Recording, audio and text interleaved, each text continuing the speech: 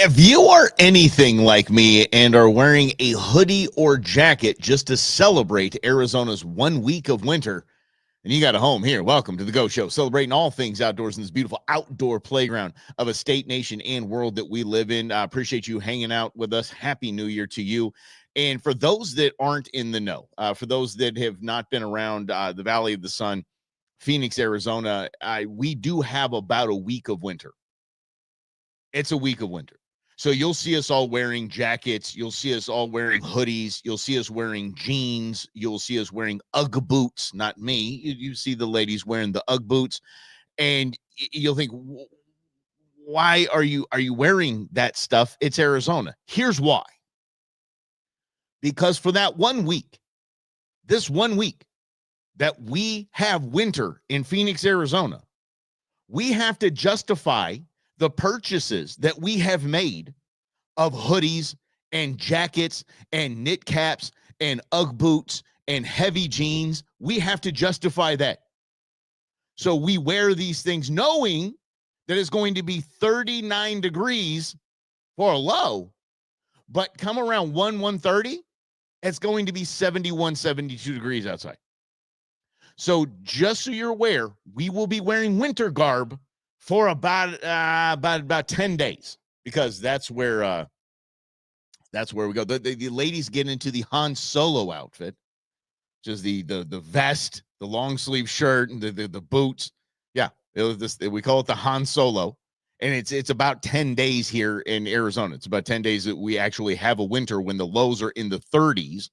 And I'm talking about Phoenix, Arizona. The lows are in the 30s, and the highs still in the dang 70-ishes. So yeah, this is why we do it. This is why you see me in a hoodie right now, because it's about 40 something degrees outside and I have to pretend that we have winter. I have actually made the call. I told Queen Bee that I am no longer as white as one of my legs, or one of my legs is tattoo sleeve. So it always looks tan, but the other one is just white, the pasty white boy that I am.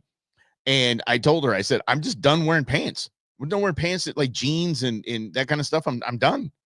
I'm wearing shorts year round now, because I'm tired of going, oh, hey, it's Phoenix winter, so it's really cold. And then by the time we're done shopping or biking or doing whatever the heck we do, I'm sweating because I have pants on. It's 70 degrees. Done. It's shorts for me in my pasty white right leg. I mean, I'm sure it'll tan up at some point, but yeah, I'm done wearing the whole pants. I'm done sweating through our 10 days of winter. There you have it. Hey, thank you guys for hanging out. Yesterday, I was just released from streaming jail.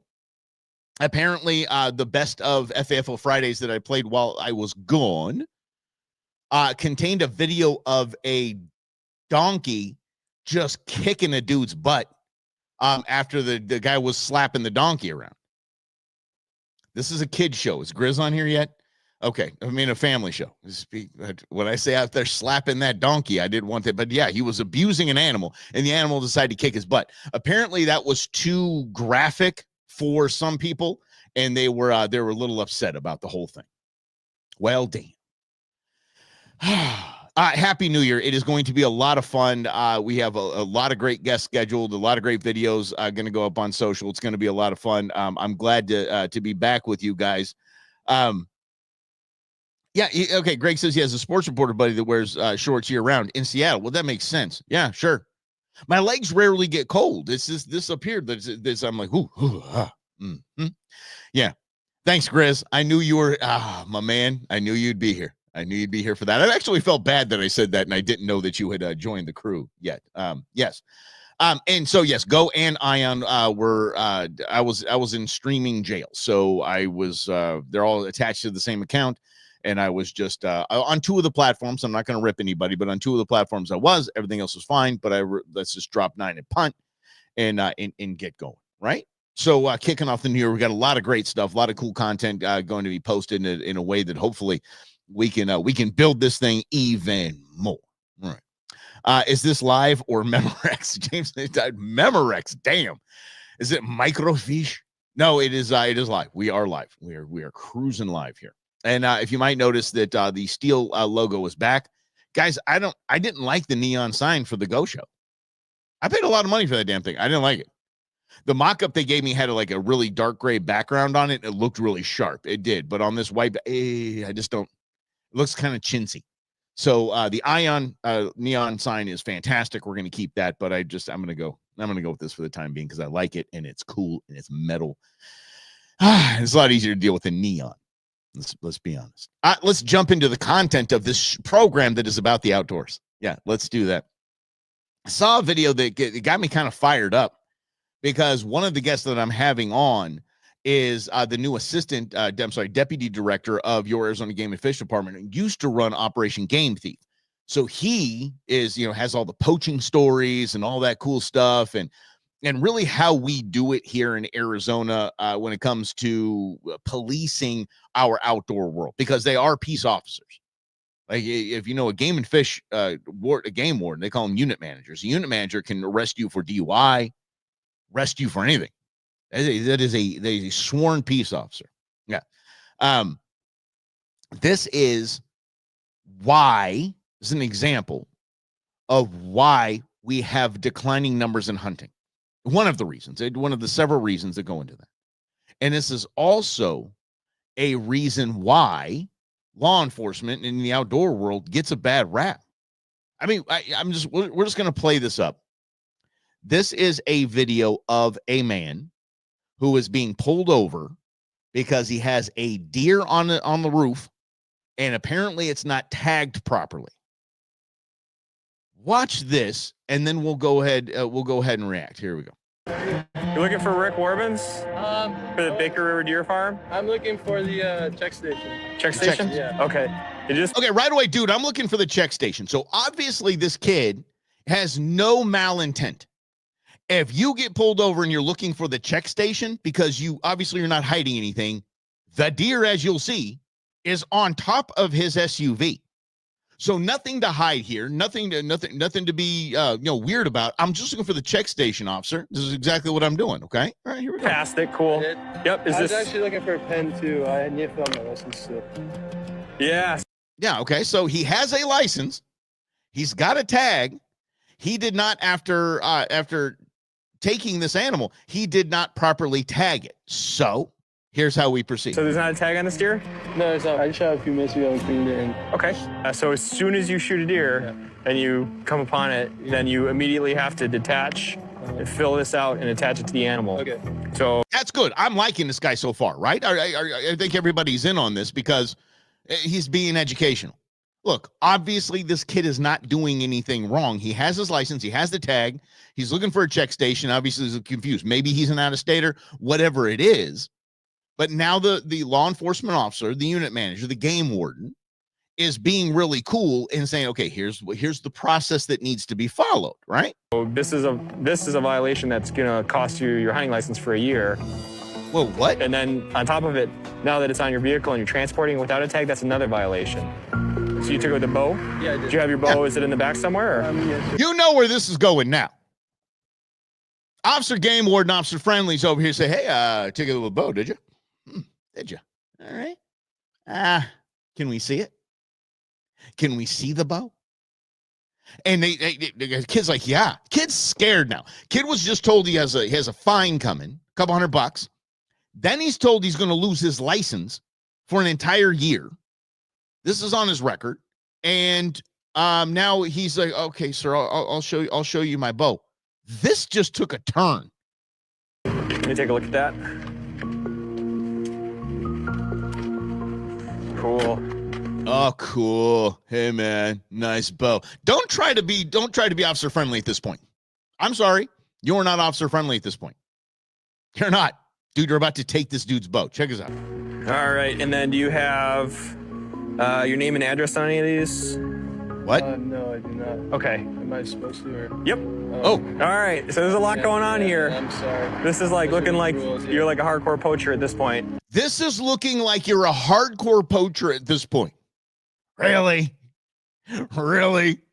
A hardcore poacher at this point. This, y'all, is why hunting is on the decline. This kid is born and raised hunting. This kid just took a deer with a bow. That ain't easy. This guy's a hunter. This guy's participating in the North American model of wildlife conservation. He is doing what he thinks is right. And this officer says, you now look like a hardcore poacher. How? He just handed you his tag and his license. Hardcore poacher? He's driving around with the thing on the top of his car. Hardcore poacher. Matthew, I think it does. It kind of is giving a California vibe. I'll tell you that much. Here we go. Because of all the Look, see, he's trying to get his bow back. This kid doesn't even know he's going to have his bow confiscated. Look at this. laws that you just broke. Yeah, I'm sorry. Okay. Why don't we? What I'm gonna do is I'm gonna turn off the truck here, and we can walk to the back. So you're looking at like a few $100s in fines and losing Okay, $300 in fines. your hunting license for a year. All right. Losing hunting license. I don't think you're trying to hide anything. No. Then why are you treating treating him like a criminal? Why are you treating him like some common punk? Somebody, this is doesn't look like he's trying to hide anything from me. Obviously, he has the animal strapped to the top of his truck. Right? It just sounds like you're just not familiar, but ignorance isn't like you're responsible for knowing the laws. True. That's how it works, and that's where people give hunters a bad name too, because they're like, well, I didn't know. That's you have to know. You're the outdoorsman. This kid, in no way, shape, fashion, or form, is giving outdoorsmen a bad name. You, officer, are giving game and fish, Department of Conservation, whatever. You, sir, are giving your tribe a bad look, a bad name. Because the kid is, by all rights, for all intents and purposes, doing things the right way. And he needs to be educated and needs to get maybe a little slap on the wrist. Okay, dude, a slap on the wrist. Let's see if this guy turns around. But did you catch that, though? Dude has to have his name and address on every arrow. Now, I got to check with Slavo on this one because he's basically Robin Hood. I need to check with him on this because that has to impact arrow flight in some way. I mean, maybe you Sharpie it, but how do you Sharpie on these tiny little arrows? Oh, what a pain. How to make hunting a pain in the butt by this guy. Put your name and address on every arrow. You're the one that's supposed to be the expert on things, and you should be telling other people how it goes type deal. Yeah, because he's got a radio I am show going to issue you a ticket for not having your name and address on your arrows, Okay. which is a violation also. But that one doesn't come with a license suspension. All right, well, thank you. Yeah, but I'm going to give you Thank warnings you. for the rest of this, so that way in the future you can't say, "Oh, I didn't know" type deal. Oh, yeah. Yeah. Sure. Yeah. So nice of him. I'm only going to give you a fine of a couple $100 because you didn't take a Sharpie.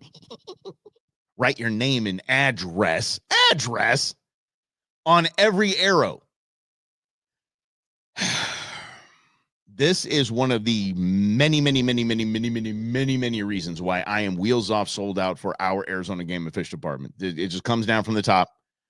And now I've had a career through 3 directors at Arizona Game and Fish, and that type of leadership comes from the top, that this is not acceptable. This is an education.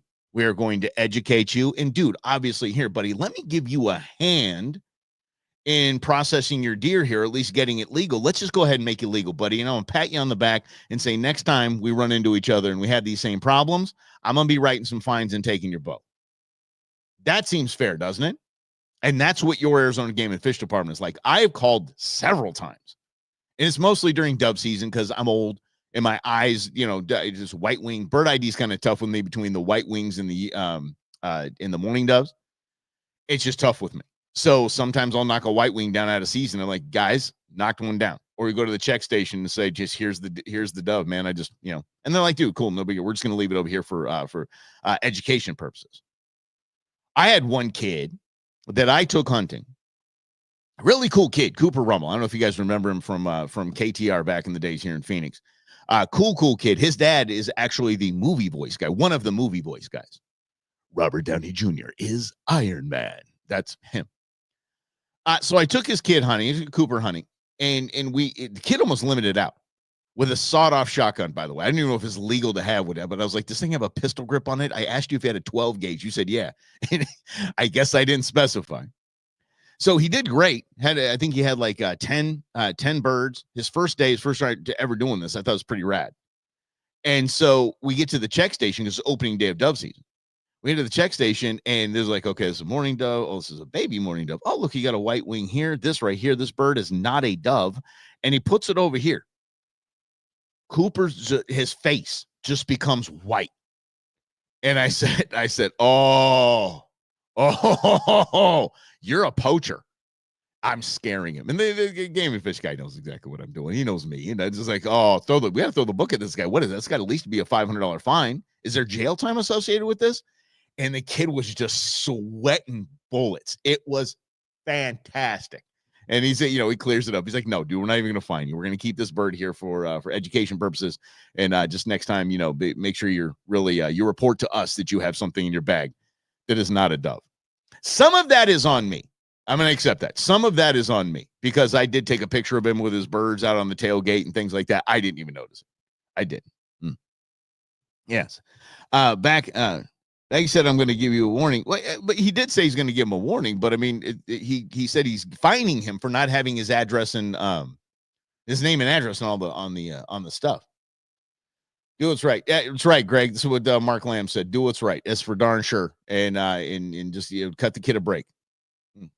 Always act like they're doing you a favor. Exactly, Eddie. Right? Like, oh, hey, all right. I'm not going to completely ruin your life and take you to prison. I'm just going to write you a fine. Oh, man. And speak about, Greg, I like that you brought up. And by the way, happy belated birthday. I tuned out to everything for a week. So the one thing about Sheriff Lamb is the top-down attitude from Mark Lamb. Mark Lamb was the best leader, I think, the best sheriff Arizona's had in a hot minute. And his entire organization, you could tell, was dialed in from the top. And I think Game and Fish, especially here in Arizona, Game and Fish is dialed in from the top. And these are people that have been with the department for decades, and they know the right culture. They know the tweaks that need to be made. They're not bringing in outsiders. It's absolutely fantastic. Well, thank you. I greatly appreciate that, Brendan. Return to Mike Russell. Yes. No, wait. No. Because you know what? This is probably going to have human blood on it, and I don't want to deal with it. But I think that, it reminds me of the story out of California where the family's out just walking on the beach, and the 6-year-old keeps grabbing shells and putting them in the bucket, and which is not illegal. What was illegal was they weren't shells; they were actual clams. So it was an illegal take of wildlife without a license in out of season. They wrote the family up thousands and thousands of dollars. I forget the exact total, but those people will never go back to the beach again. Those kids will never go out and just explore the outdoors again. This guy, I'm sure he's going to be afraid to go deer hunting ever again. What did I do wrong this time? And it's just not, you have to understand, when we have game wardens or unit managers here in Arizona, we have them come around. We're already a little amped up as it is. Because even though I know that I stick to the book as very best as I can, I understand that sometimes I might not have my license in my pocket. Although I have copies of my license in every place you could possibly have one. I have one in my truck. I have one in my shotgun case. I have one in my bird vest. I have one in my wallet. But every time, then I see the squad car, the Game and Fish truck come around, and I'm doing this. Oh crap! Where's my? Oh, I even have a picture on my phone. I'm like, what did I forget? Gonna have cops show up to your door with a bunch of arrows covered in drone oil. Apparently, Brendan's going drone hunting with a bow. Okay, that's gangsta.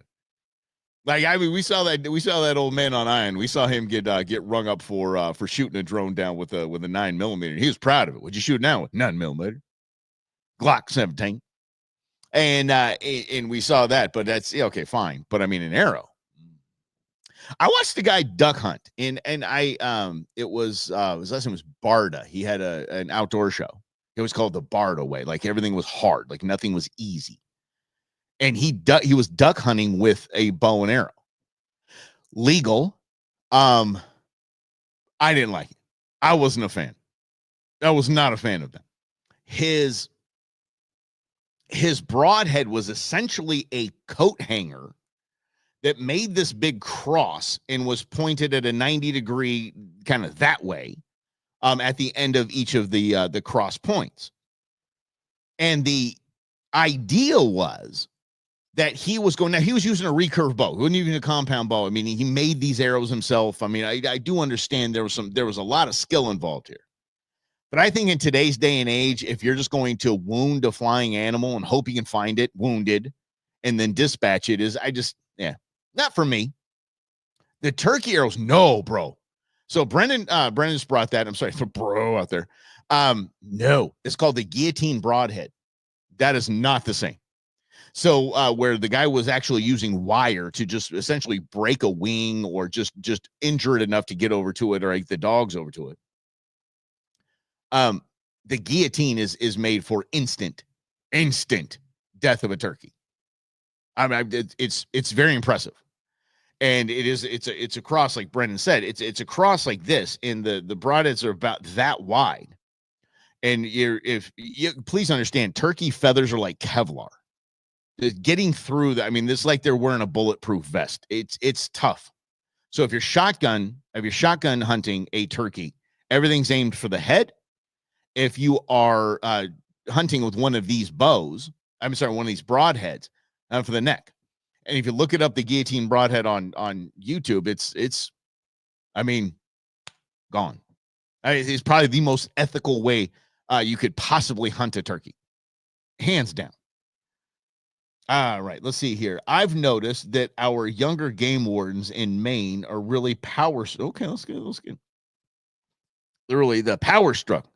Give their tickets more tickets than education. Hence, young hunters are declining. I don't disagree with that at all. I don't know the game warden situation in Maine, but it does hurt hunting. So here's what they're doing. What they're doing is bringing in revenue for the department, because keep in mind, game and fish conservation departments in every state don't get money from the general tax fund.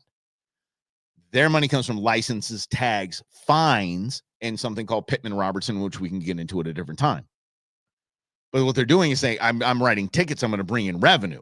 No, you're not. You might bring in a couple $100, but you lose hunters.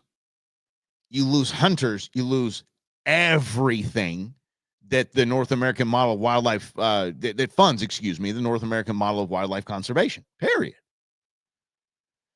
And this is it, but you see these younger people, and going to this, James, I don't know if Maine is having the same problem, but I know Arizona did. And when we get Justin on it, I really want to press him about this, because I remember this was a few years ago. I was emceeing an event for Game and Fish. It was the Commission Awards that are coming up on January 20th. And they have unit managers there, presenting. You have unit managers there. It's really cool to include everyone. I go up to him. I said, as part of their onboarding, are you teaching these young men how to shave? They're babies. He's like, dude, you have no idea how hard it is this day and age, how hard it is to hire anyone for law enforcement, especially in our department. And I was like, why? He said, dispensaries. He said, it's on record. It's still a Schedule I narcotic. Doesn't matter if you can go buy it on every corner now. Doesn't matter. Doesn't matter if you buy it legally now. Still against the rules. He goes, we take anyone we can get. And so you get these young people that, these young Dudley Do-Rights, and I could see if Maine's having the same problem. I can see why Maine's having the problem, because we're having the same problem here. As compared to Washington State Game and Fish. Greg, this is a great question, and Alfred, I'll get to you in a moment here, but Greg, I think that's a fantastic question. Used to be on point. I think that most of the nation looks to your Arizona Game and Fish Department as kind of like, they got it going on. Like they don't, like, especially our commission as well. When it came to trail cameras, when it comes to auction tags, we are usually the first to take a step in a direction. The rest of the nation watches and then usually follows suit. So Arizona is it. Washington used to be up there. Washington is now, keep in mind that the commissions, so again, it's the governor, the commissioners, and then the director. So that's the hierarchy. So the commission is not, they're not voted in. The commission is not even promoted through the ranks of Game and Fish. Commission could be anybody. I could be a commissioner, which I would love to be. I think Queen Bee would be a fantastic commissioner. Fantastic commissioner. And she's never hunted an animal in her life. So I think she'd be fantastic at it. Anyway, Washington State has been, the governor has been appointing to the commission very anti-hunting people to the commission, claiming that the North American model of wildlife conservation is flawed and does not need the use of outdoorsmen and sportsmen and women to help cull populations to maintain healthy populations. It is so backwards at this point. It is so very backwards. As a matter of fact, a very high-ranking official at your Arizona Game and Fish Department just moved to Washington. His wife was like, we're moving to Washington with my family, as blah, blah, blah. It wasn't his choice. And so I said, are you going to go work for their Game and Fish Department? He goes, hell no. He goes, no way. He goes, they just don't believe in the model. They don't believe in what he ran R3, which what are the 3 R's? So R3 was retain, reintroduce, and recruit. Yeah, recruit, retain, reintroduce. So recruit people to the outdoors, retain those people, and reintroduce those that had been exposed to our outdoor way of life, and then bring them back in. All right, Alfred. All right, see what we got here. Could Trump executive order eliminate this Schedule 1 designation? I think it has to go. I think it's congressional. I really do. Alfred, what do we got here? I've been wanting to hunt, but never put in to get a license. I think this year I'll give it a try. If there are many more guys that I don't think so. I don't know what that means. But anyway, so you don't have to apply for a license. You can go get a license. You can go to a license. There's 365-day hunting opportunities in Arizona. You can hunt rabbit. You can hunt Eurasian dove. You can hunt pigeons. There's always something to hunt where you don't need to get a tag to get it. But if you get a hunting and fishing license, yes. Yes. One's like that guy. I love that. Used to have a farm and all right, between Island Falls and Patton. Oh, you guys are getting Maine specific. And yes, the Washington governor is what the Washington governor is. That is for sure. We'll get to that in the next step with the next show a little bit later. But we're keeping our winter garb on. I'm starting to sweat a little because it's probably in the 60s now outside. Dude, okay, so Lynn, I'm not going to post that because I don't want to. I just got out of streaming jail, so I can't post that. But let me say this. Let me put it this way. There is a movie called The Hunt, which it has an Oscar-winning actress in it, starring in it. I forget her name. Oh, shoot, I forget her name. The Hunt was fantastic. It was filmed under the title The Deplorables. But there was obviously outcry for that. What it is a bunch of left elites kidnapping. Let's just put it this way: a certain part of the electorate and allowing rich, progressive, liberal people to hunt them on a ranch. No lie, it actually is. It's actually a good movie. Because I think the intent was switched for them just to release the movie. The intent is actually pretty impressive. There's a lot of good fight scenes in it too. Yeah. Yes. It's a scorching 61 degrees in Central Phoenix. I love that. The rapper Ice-T. Ice-T. Well, that was my Ice Tray was my rap name in college. Yeah. Anyway. All right. Let's it's 200 below Alberta today. Oh yeah. 200. Yeah, it is. We're going to talk about that on Ion, by the way. Let's talk about Canada and their Ha ha ha to America. We'll talk about that a little bit later. All right, y'all. Thank you for hanging out with us. We'll do this again tomorrow. Appreciate being back with you here in the new year. Again, lots of fun guests coming up, and we're gonna have a hell of a year. It's gonna be a lot of fun. Thank you. Like it, send it out, forward it, comment as much. Keep the conversation going on. This is the Go Show, celebrating all things outdoors. This beautiful outdoor playground of a state, nation, and world that we live in. See you tomorrow.